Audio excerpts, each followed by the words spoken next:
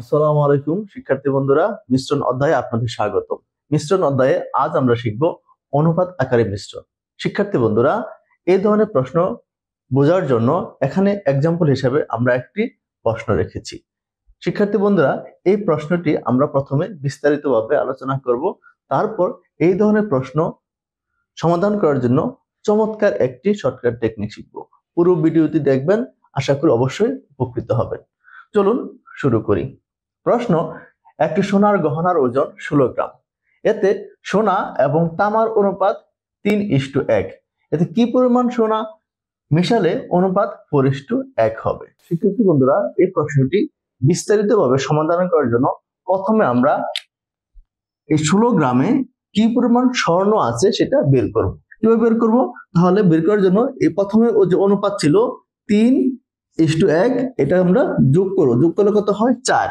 তাহলে এই 4 অংশে স্বর্ণের পরিমাণটা কত? তাহলে আমরা কি করব? সোনা এখানে আছে সমান সমান এই 16 এর অনুপাতগুলো যোগফল কত? 4। 4 নিচে আসবে এবং এখানে কি পরিমাণ স্বর্ণ ছিল? 3। তাহলে আমরা 3 উপরে লিখব। কাটাকাটি করেন, 4 4 16, তাহলে কত হয়? 3 4 12, অর্থাৎ কি আপনার এখানে 12 গ্রাম স্বর্ণ আছে। তাহলে তামা কত আছে সেটা আমরা বের করি। তামা আছে এই যে 16 এর অনুপাতগুলো যোগ করলে কত হয়? 4। 4 এখানে এই অনুপাতে তামার অংশ কত ছিল? 1। কাটাকাটি করেন, 4 তাহলে কত হয়? 4, অর্থাৎ কি আপনার এখানে তামা আছে 4 গ্রাম। শিক্ষার্থী বন্ধুরা, তাহলে আমরা নতুন করে কি পরিমাণ স্বর্ণ মেশালাম সেটাকে যদি আমরা x ধরি, হ্যাঁ, তাহলে এই x কার সাথে যোগ করছি? আমরা এই 12 গ্রামের সাথে যোগ করছি। তাহলে নিচে এই 12 গ্রামের সাথে পুরাতন যে তামার পরিমাণ তো আমরা চেঞ্জ করে নেই, তাহলে তামার পরিমাণটা আমরা নিচে লিখবো। সেক্ষেত্রে অনুপাতটা হয়ে যায় আপনার 4:1। আমরা নিচে 1 লিখতে পারি, নাও লিখতে পারি। এবার যদি আপনি আড়াআড়ি গুণ করেন, আড়াআড়ি গুণ করলে কত হয়? x প্লাস 12 সমান সমান 16। তাহলে x কত সমান সমান কত হয় বন্ধুরা? 16 মাইনাস 12 সমান সমান কত? 4 গ্রাম। অর্থাৎ কি আমরা নতুন করে তামা মিশাছি 4 গ্রাম। শিক্ষার্থী বন্ধুরা, তাহলে এইভাবে যে আমরা করি তাহলে আমাদের হয়তো একটু সময় লাগতে পারে, কিন্তু এখন আমরা এমন একটি টেকনিক শিখবো যে একটা ম্যাজিকের মতো আপনি এই ধরনের প্রশ্ন দেখা মাত্র উত্তর বলে দিতে পারবেন। তাহলে কিভাবে? দেখেন, এখানে একটা জিনিস লক্ষ্য করেন, দুই ক্ষেত্রেই তামার কোনো পরিবর্তন হয়নি। অর্থাৎ কি এখানে তামার অনুপাত কত? 1, এখানেও 1, এবং শুধু আমরা স্বর্ণটা নতুন করে অ্যাড করছি, যার ফলে আমাদের অনুপাতটা চেঞ্জ হয়ে গেছে। তাহলে আমরা কি করব? প্রথমে এইখান থেকে তামার পরিমাণটা বের করব। তামার আর কত থাকে বন্ধুরা? 1 অংশ, ঠিক আছে? 1 অংশ। তাহলে দেখেন এই 1 অংশ সমান সমান কত? 1 অংশ সমান সমান কত বন্ধুরা? আমরা অনুপাতগুলো যোগফল করে বের করছি যে 16 এর 1/4 যোগফল নিচে, তাহলে কত? 4 গ্রাম, ঠিক আছে?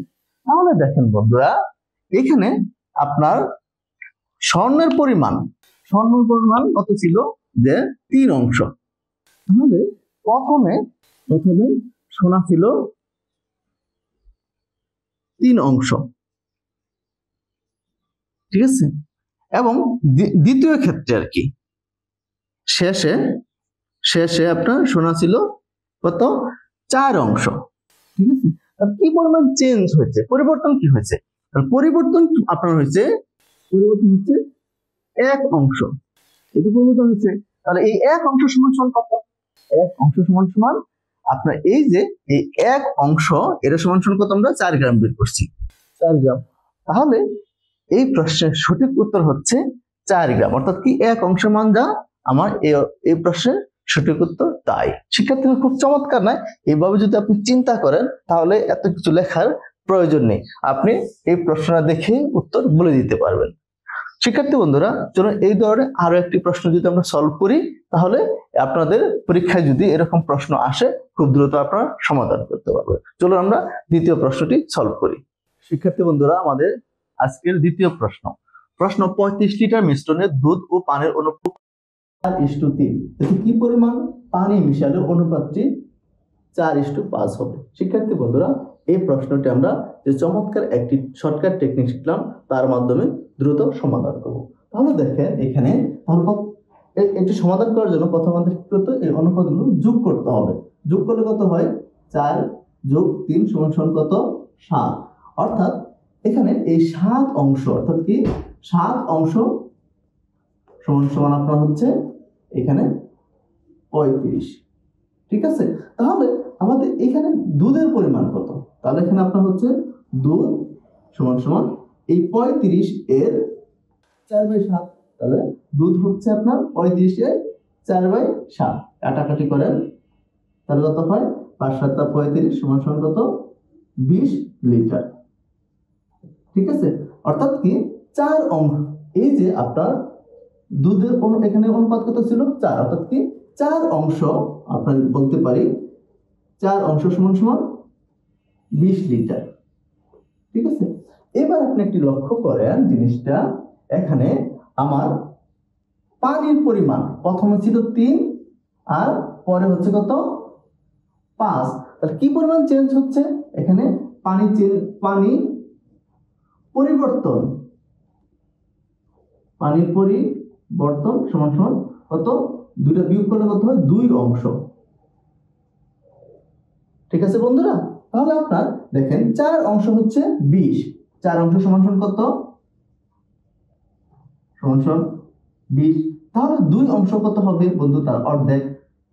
20 এর অর্ধেক সমান কত? 10। তাহলে আপনার এই প্রশ্নের সঠিক উত্তর হচ্ছে 10 লিটার। 10 লিটার কোথায় আছে বন্ধুরা? খ নম্বরে। শিক্ষার্থী বন্ধুরা, আশা করি আমাদের আজকের ক্লাসটি ভালো লেগেছে। যদি ভালো লেগে থাকে তাহলে আমাদের চ্যানেলটি অবশ্যই সাবস্ক্রাইব করবেন। ধন্যবাদ।